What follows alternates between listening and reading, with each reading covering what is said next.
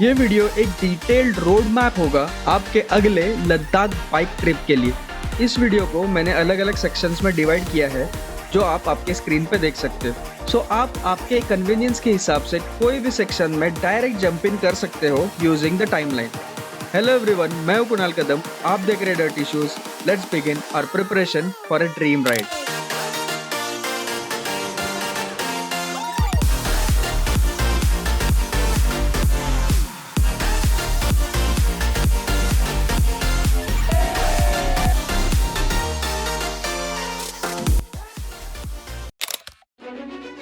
It is very important to choose your travel route wisely. Leh पहुंचने के लिए दो वेल नोन रूट्स है, via Manali and via Srinagar. Manali to Leh around 475 kilometres है and almost तुम्हें 2 दिन लग जाएंगे इस रूट से। And via Srinagar it is 425 kilometres which can be achieved in 1.5 days और even in 1 day if you plan properly. Normally, most of the people travel via Srinagar, जो कि easier road है than Manali. The most important thing for your Ladakh trip is to get acclimatized to the weather and high altitude. The roads via Srinagar will help you acclimatize to the weather. Simply because ये काफ़ी अच्छा road है and there are manageable high passes compared to the road via Manali. Via Srinagar आपको जोजिला पास, फतूला पास and नामकी pass लगेंगे, जिसमें highest pass is around 13,500 feet.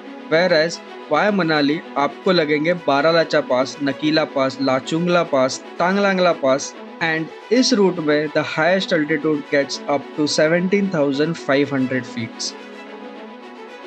If you are not experience and planning for this trip for the first time, मैं recommend करूंगा कि आप श्रीनगर से ये journey plan करो, as this will suit you and you will get comfortable in riding as well.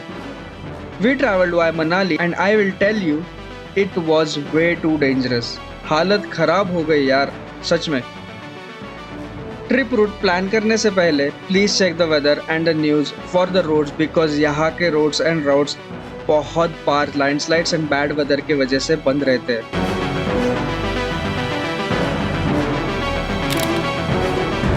Leh में पहुंच के अब बाइक रेंट कर सकते हो for getting a thrill of biking, but you can not rent a bike from Srinagar and Manali and travel to Leh. Leh में only Leh passing वाली tourist vehicles allowed है and they will not allow you to enter with different states number plate. Personal vehicles और अगर आप किसी biking travel group के साथ travel कर रहे हो तो they get this things sorted out. But individual travelers को बहुत issues होते हैं because of this.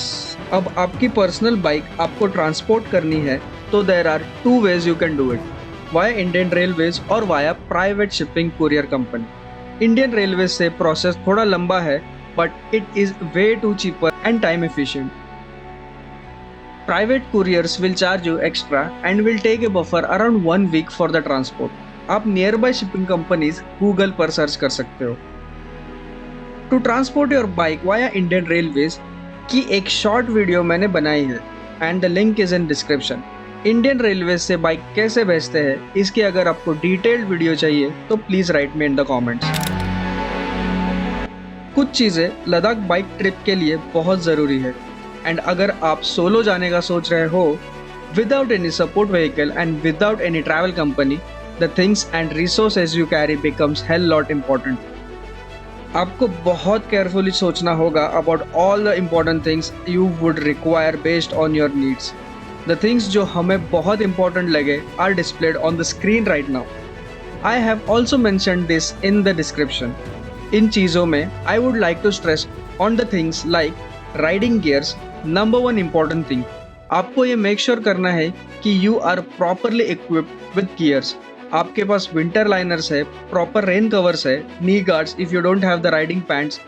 Of course, बहुत लोग without gears भी travel करते हैं, बट लद्दाख के रोड्स एंड वेदर बहुत अनप्रेडिक्टेबल है and I would recommend that आपको प्रॉपर गियर्स में होना बहुत ज़रूरी है।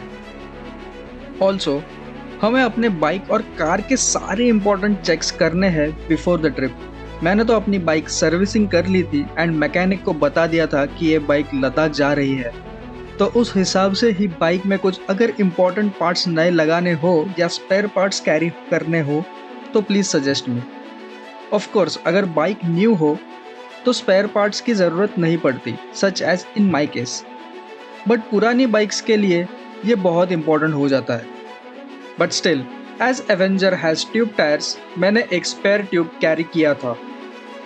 अब एवेंजर का एवरेज काफ़ी अच्छा है, around 450 kilometres on a full tank, and हमें पेट्रोल की ज़रूरत तो नहीं लगी, एज लद्दाख राउट्स पे बहुत नए पेट्रोल पंप्स भी हो गए हैं। But based on your bike और cars mileage, do carry the petrol.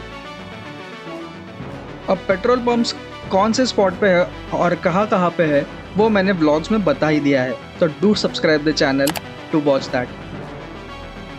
Another important thing is waterproof shoes और shoe cover. Complex water crossing में आपके शूज़ 100% गीले होने वाले हैं, and if there is snowfall आपके पैर फ्रीज भी हो जाएंगे and you will not be comfortable. You should also have a good pairs of gloves. मेरे पास प्रॉपर शूज़ एंड ग्लोव्स तो नहीं थे, सो वॉच आवर जुगाड़ in the upcoming videos. Other very important thing is Warmy. This small thing will help you a lot to keep you warmer in the extreme cold condition. This is a must need for your Ladakh trip. Link मैंने description में दे दी है। One more most important thing that I feel is portable oxygen and proper first aid box. Beginners के लिए मनाली से लेह का रास्ता काफ़ी difficult है and the altitude jump we experience is very significant. Ride करते वक्त आपको ये फील नहीं होगा until the sun goes down. Sunset के बाद is the real test because oxygen level भी कम हो जाता है एंड ठंड भी बहुत ज़्यादा बढ़ जाती है, एंड ऑलरेडी आप दिन भर राइड करके बहुत थक चुके होंगे, so it is recommended to end your ride before sunset. अब कार में आप इतना एक्सपोज नहीं होंगे to the weather, but still even car में मैंने बहुत सारे लोगों की हेल्थ खराब होते हुए देखी है। So plan properly and take all important things with you. अब लद्दाख एक्सप्लोर करने आप जा रहे हो तो आपको परमिट की ज़रूरत होगी। परमिट के लिए सिंपल प्रोसेस है, you have to visit this website जहाँ पे और भी इम्पोर्टेंट हेल्थ एडवाइसेस लिस्ट किए गए हैं जो आप ध्यान से पढ़ो because that will be helpful for you in this trip. So website पर आपको पहले रजिस्ट्रेशन करना है and then you have to select the places you want to visit. I would recommend आप सारे प्लेसेस सिलेक्ट कर लो to avoid any problems related to permit. Permit आपको इमीडिएटली आ जाएगा, जिसकी आप अगर प्रिंट आउट लेते हो तो it would be better, but आप PDF भी दिखा सकते हो। परमिट के लिए आपको लगभग 400 रुपये लगेंगे पर पर्सन अगर आप सारे प्लेसेस कवर कर रहे हो। While visiting Leh Ladakh on a bike trip, you will definitely cover all the high passes. उसके अलावा, here are the few places you should visit when you plan for a Ladakh trip. Hemis Monastery, Rancho School, Leh Palace, Shanti Stupa, Magnetic Hill, Gurudwar Patthar Sahib, Leh Hall of Fame, Zanskar Valley Sangam, Khardungla Pass, Nubra Valley, Hundar Sand Dunes, Diskit Monastery, Maitre Buddha Statue, and Pangong Lake. उसके अलावा here are the few places I listed on the screen you should definitely visit when you plan for a Ladakh trip. अगर आप पूरा circuit plan कर रहे हो तो आप Kargil war memorial, Lamayuru monastery, Zojila pass, Dras valley जैसे प्लेसेस भी कवर कर सकते हो। अगर आपके पास एक्स्ट्रा डेज है तो you can plan Turtuk which is the last village of India, and also Umlingla pass, Tso Moriri lake and Hanle भी कवर कर सकते हो। There are lot of places to visit and कम से कम 14-15 दिन चाहिए आपको लेह लद्दाख का कंप्लीट सर्किट और सारे प्लेसेस कवर करने। सारे प्लेसेस को आपके डे वाइज कैसे प्लान करना चाहिए एंड इसके साथ हमने ये ट्रिप में कौन कौन से प्लेसेस कवर किए हैं इसका मैंने डिटेल वीडियो बनाया है। So to watch that video don't forget to subscribe this channel. इसके अलावा अगर मैंने कोई भी प्लेस मिस कर दी है और आपको वो बेहद खूबसूरत लगी हो तो please let us know in the comments. So अगर आपको यह वीडियो इन्फॉर्मेटिव लगा तो do give a thumbs up. अगर आप लद्दाख जाने का सोच रहे हो तो do write us in comment कि आप कब और कैसे ये ट्रिप प्लान कर रहे हो। So with this we are ending this informative video. So stay tuned for the upcoming vlogs and videos about the beautiful journey we had in Ladakh. Until next time, my friends, keep traveling, keep smiling, and always remember that God is great.